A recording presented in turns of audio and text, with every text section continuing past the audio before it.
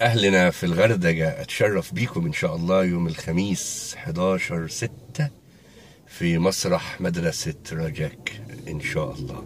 مش أهلنا في الغردقة بس، أتشرف كمان بأهلنا في القصير، وأهلنا في سفاجة، أهلنا في راس غارب، أهلنا في مرسى علم، أهلنا في كل مدن البحر الأحمر. أتشرف بحضراتكم إن شاء الله يوم الخميس 11/6 في مسرح مدرسة رجاك. أتشرف.